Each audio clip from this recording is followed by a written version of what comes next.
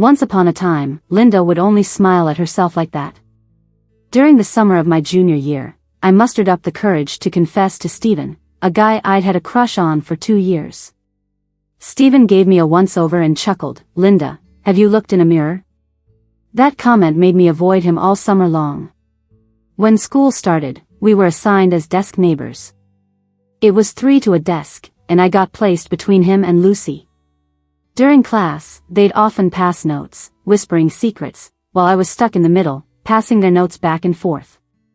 Later, a note from Stephen to Lucy read, "I like you."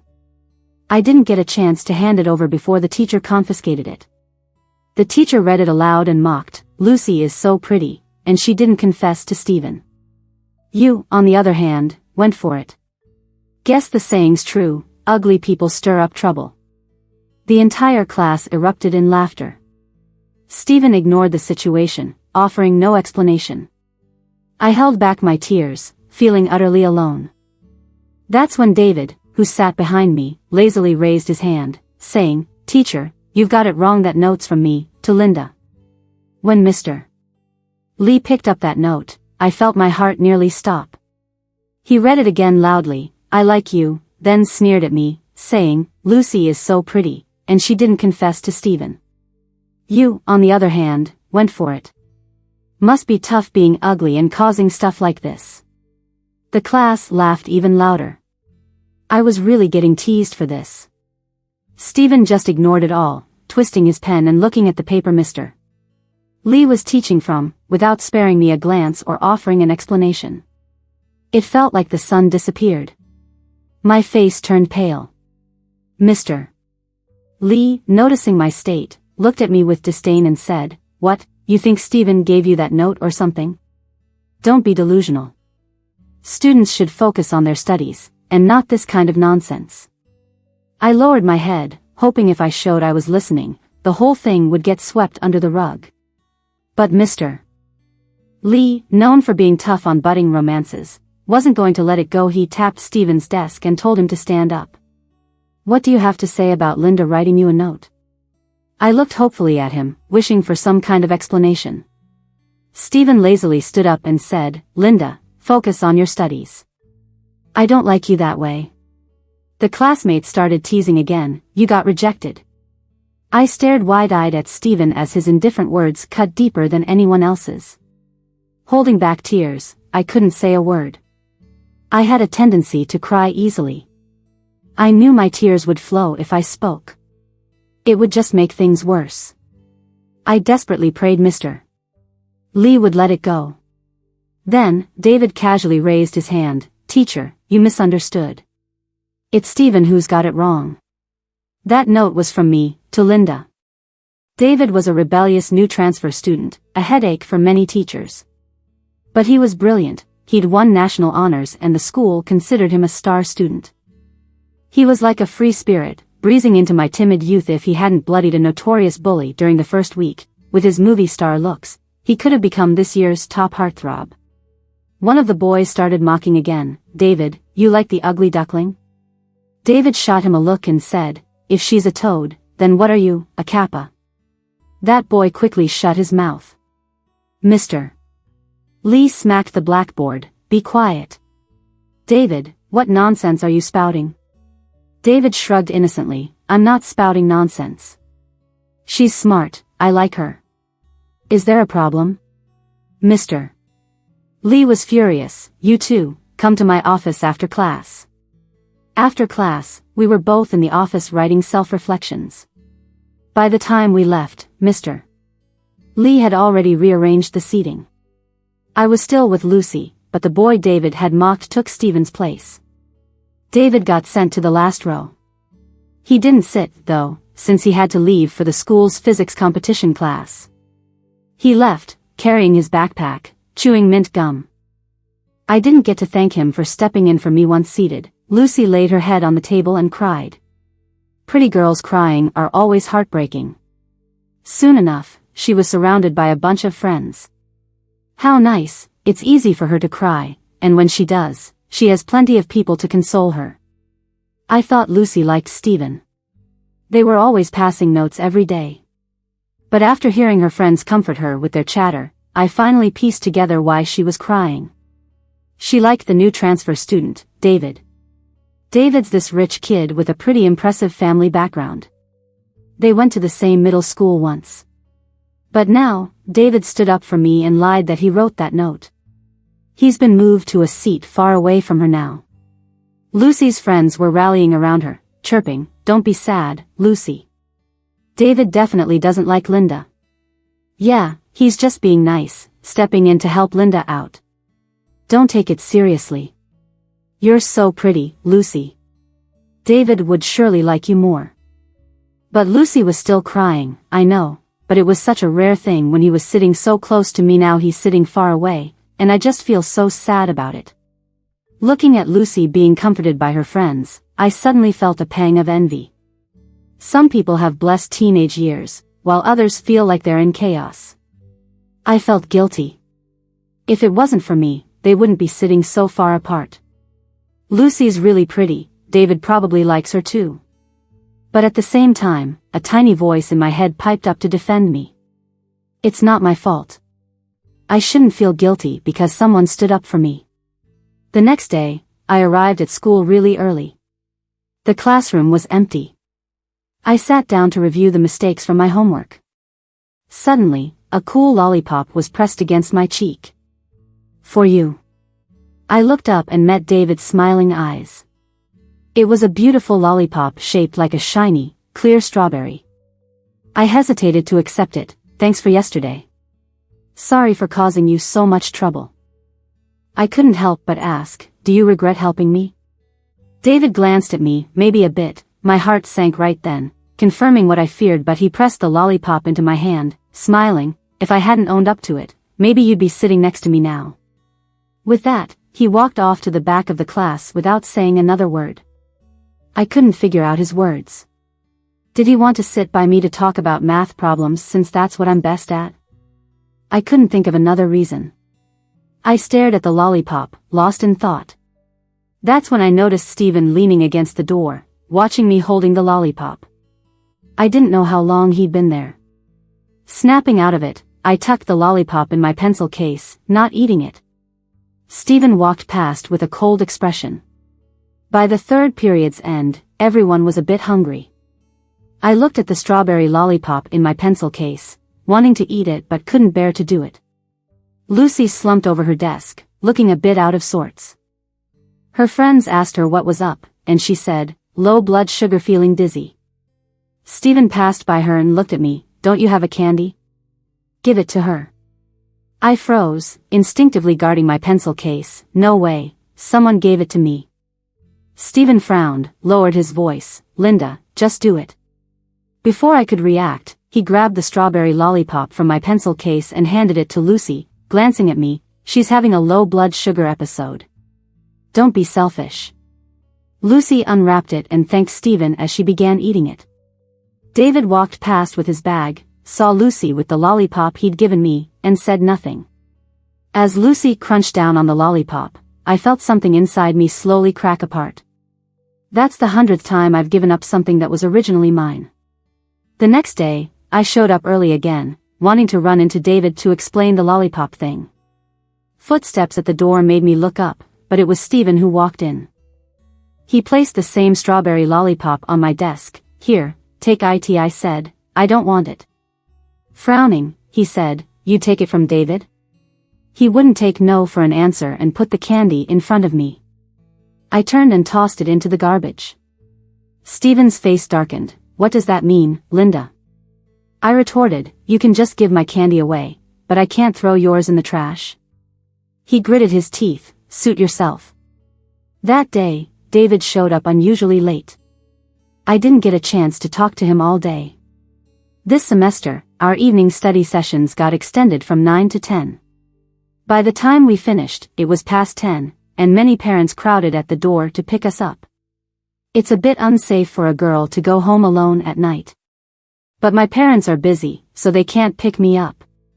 Stephen walked beside me. "Come on, I'll walk you home." Our homes were in the same direction. I shook my head, "No need," then quickly sped up to shake him off. When I reached the intersection, I saw David pushing his bike toward home but not riding it. It seemed like he was waiting for someone on purpose. I gathered my courage and caught up to him. David, about the lollipop, I didn't mean to, but I stopped mid-sentence. Lucy's so pretty. David would probably want her to have the candy more than me. Was I getting ahead of myself again? This kind of thing happened before. A boy in class liked my desk mate and would give me treats, trying to get me to help him with her. Regret hit me for saying anything at all. David turned slowly. Got it. I forgive you. Under the streetlight, his eyes shined like stars. Wanna walk home together? In that moment, the chaotic noise inside me quieted. The breeze brushed against my face, cool and calm. When we reached a shop window, David suddenly said, "Wait for me." I stood still as he vanished inside. There were dazzling clothes in the window, but I only glanced at them before looking away.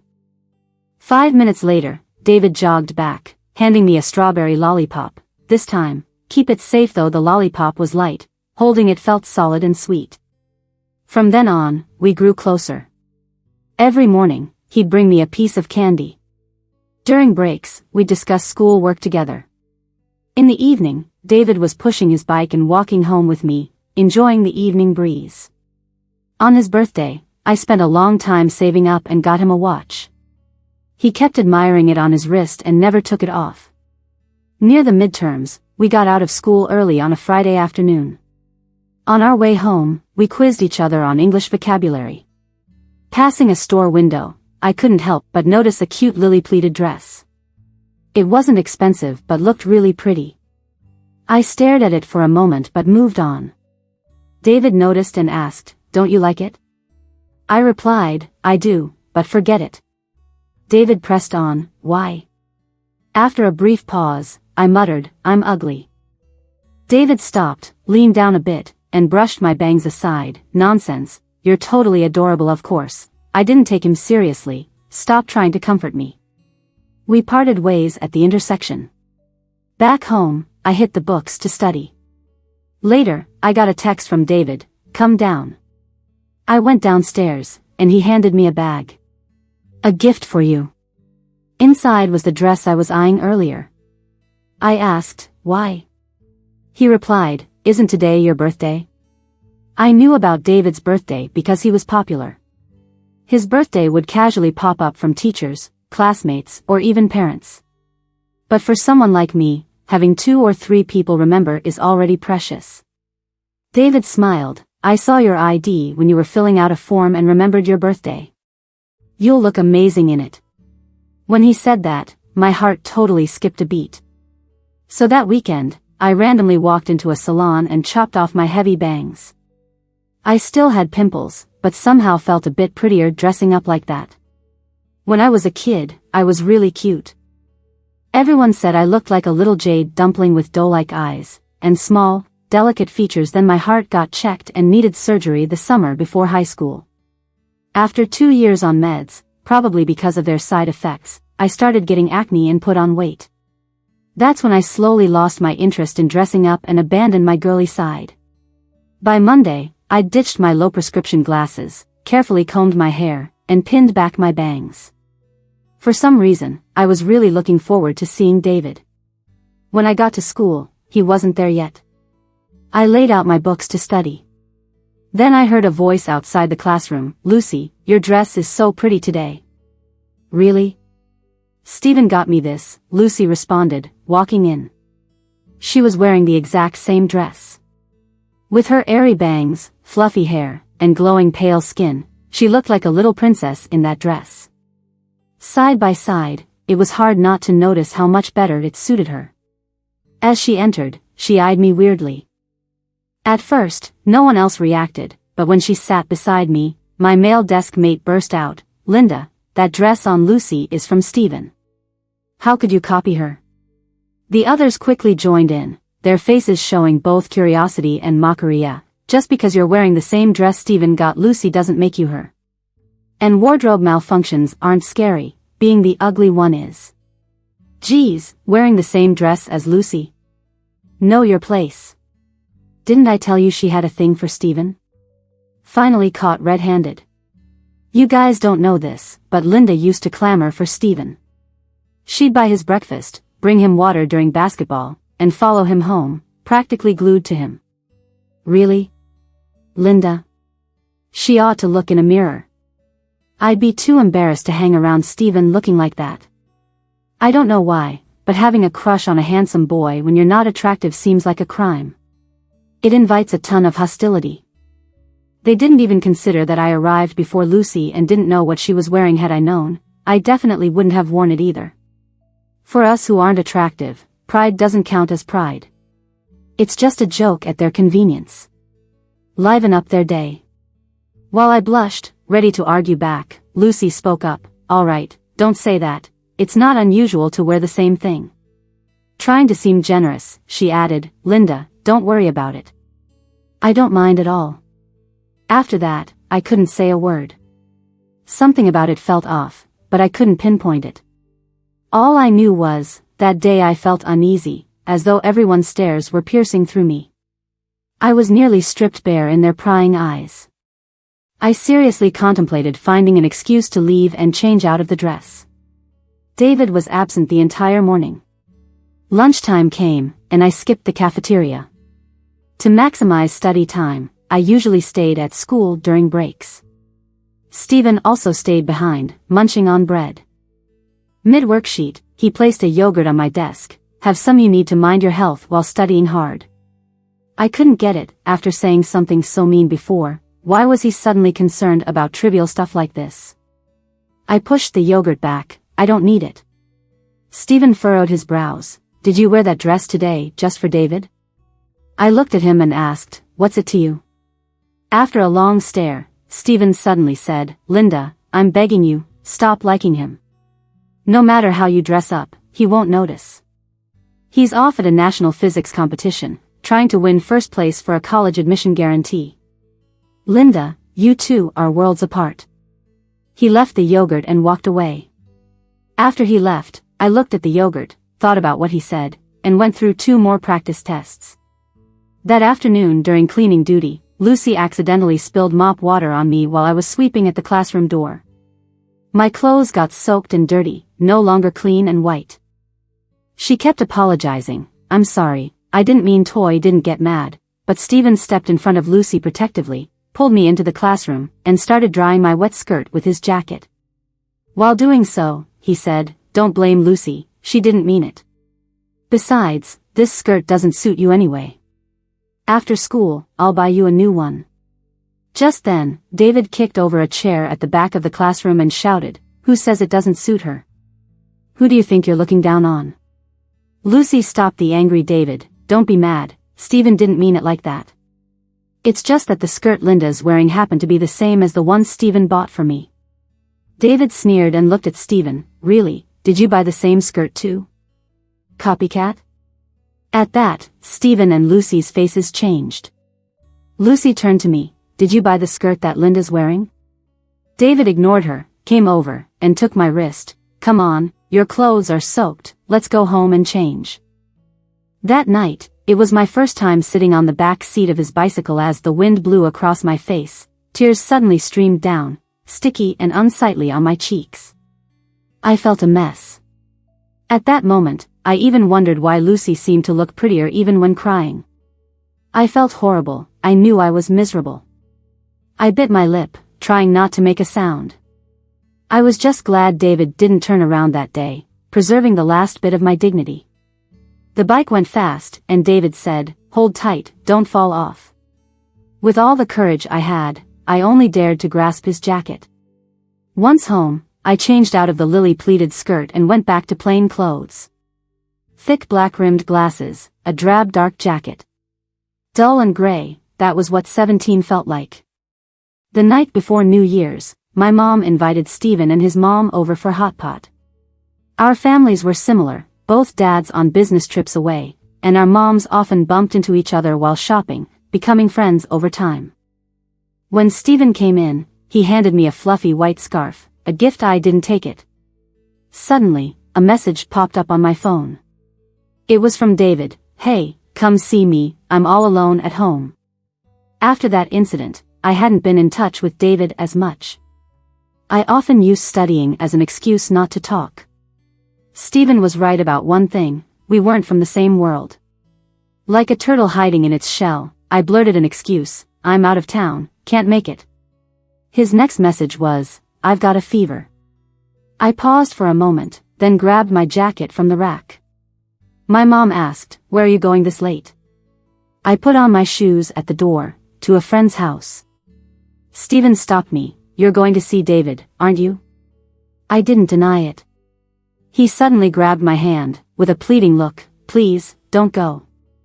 I shook off his hand. David lived in a waterfront apartment. When the door opened, it was pitch dark inside. He chuckled softly, weren't you out of town? I'm sorry. Why are you avoiding me? I stayed silent. He switched on the lights one by one, the ceiling lights came on. I noticed a poster of an actress on the wall and was surprised. You like her too? David chuckled, it's more than just liking. He looked at me, do you like her? I nodded vigorously. David slowly stepped closer, if I could arrange for you to meet her, would you grant me one wish? Captivated, I said, sure. He got so close, just a step away, bending down, closer and closer, so near I could see every eyelash, almost touching my lips. He was so close, I couldn't breathe. Nervously, I clutched my clothes, cornered to the table, unsure what to do. His warm hand covered mine, smiling slyly. If you're scared of me, why don't you step back? If I move, you won't be happy. Is that so? You're afraid I'll be unhappy, but what if I want to do something bad to you? You wouldn't. Maybe I would. Linda, don't trust me blindly. I'm a year older than you, an adult, and there's no one else here but us. I could do anything I want. Are you sure you wouldn't refuse? I nervously curled my fingers and asked blankly, but I don't want you to dislike me. David straightened up, eyes full of warmth. Linda, we're all individuals. We have our own thoughts, and we need to have the courage to be disliked. You fear making me unhappy, Lucy unhappy, Stephen unhappy, but why don't you ever care if you're happy? I hope next time you encounter something you hate, you'll be brave enough to say no. He told me, this competition, I'll come in first. Not boasting, just to say if I can succeed, so can you. You're not anyone's backdrop or accessory. You came into this world just to be yourself. Fight more for yourself from now on, what's yours is yours, and you must fully and completely support yourself. My lashes trembled. No one had ever said such things to me. All along, I gave in wherever I could. My family wasn't poor, but my brother's new shoes always came first while the hair clip I wanted kept getting postponed. The neighbor's daughter liked my beloved doll while she was over, so with tears held back, I was taught to give it away. A week later, I found the doll in the trash by the door. Afraid of being disliked. So time and again, I wronged myself, handed over what was rightfully mine. So time and again, I wronged myself, sacrificing my own interests. David's words deeply moved me. I softly said, okay. That day, I stayed until midnight. That night, fireworks bloomed brilliantly outside by the river, bursting with colors, lighting up my 17-year-old gray. David said in my ear, Linda, Happy New Year. After New Year's, the school's honor roll had David's photo and name on it. At the morning assembly, the principal gave a shout-out to David, as he was admitted to college early with a first-place win in the national physics competition. The applause was deafening across the campus.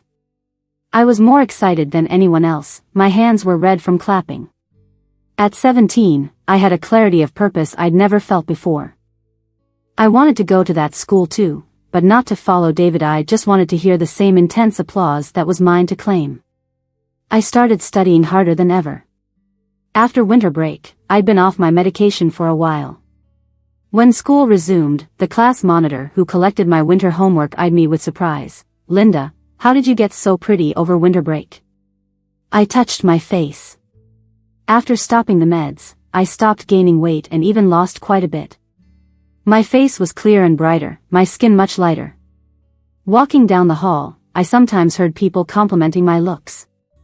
Even my former desk mate, who David used to mock as Kappa, said, Linda, you're really different now. No one called me a toad anymore.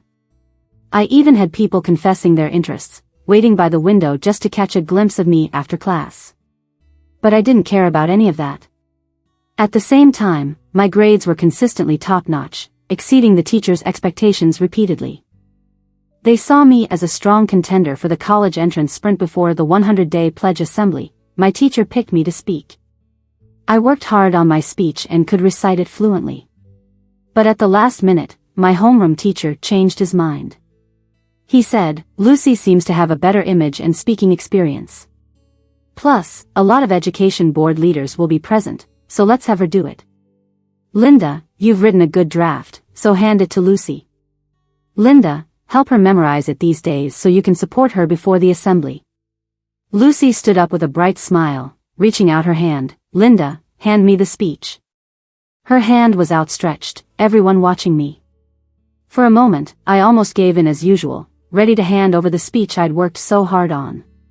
But then, I saw myself late at night, typing each word into the computer.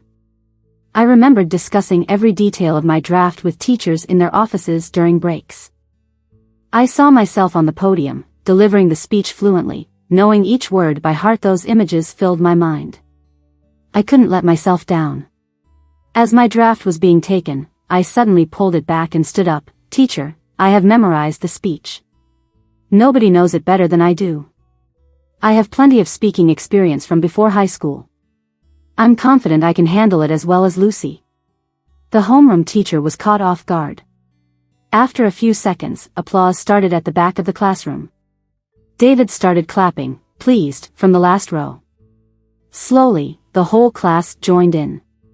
In that moment, I felt my hands and feet trembling. It wasn't fear, it was excitement. Like a bird breaking free from its cage. The homeroom teacher sighed, "All right, give it a try."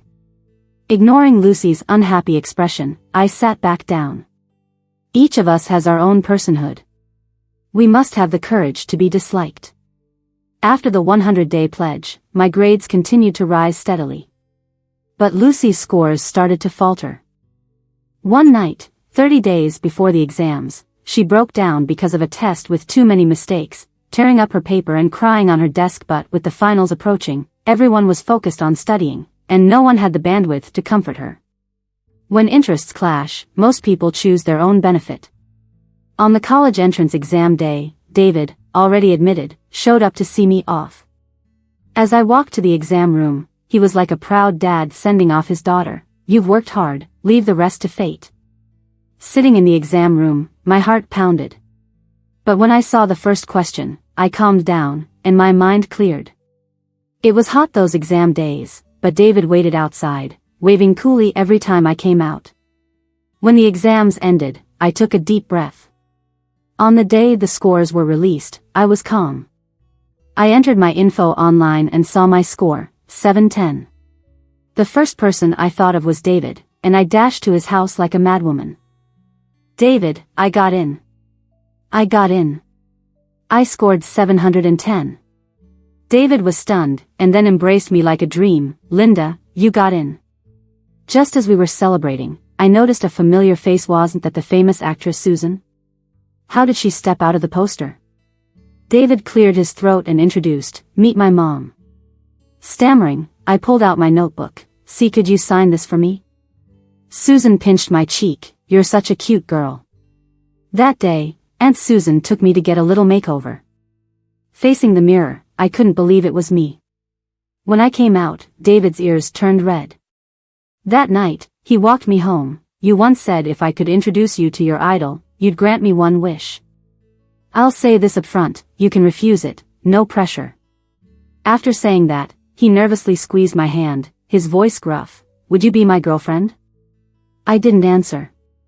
David's heart sank. Just then, I stood on tiptoe and gave him a quick peck on the lips. Then I let go of his hand, blushing, and ran home. Left him there, spinning in circles. That summer, the principal celebrated 2-star students by setting off fireworks at the school entrance. My name and David's were close, like a wedding photo, joked some. Lucy didn't do well and decided to repeat the year. Stephen had average results. As for me, I wrote a satisfying conclusion to my youth. Epilogue: David met Linda back in elementary school. David was born with a deformity, an extra arm that couldn't move properly and was connected to fragile organs, making surgery tricky. Being a preemie, his body wasn't developed enough to handle surgery. So, he kept that third arm until he was 9. Every time he was in the hospital, kids who saw him would burst into tears, calling him an ugly monster. His nickname back then was Uggy. Before he turned 9, David wasn't cool at all. He was insecure, sensitive, and fragile. He avoided the outside world and didn't want to interact with people. Then, when he was 8, a girl named Linda showed up in his ward. Linda was stunning, with glowing white skin and big, doe-like eyes that were clear and bright. She looked like an angel with her long hair and white dress. Little did he know back then that in high school, people would call her a toad, as she hid her love for beauty amidst endless malice.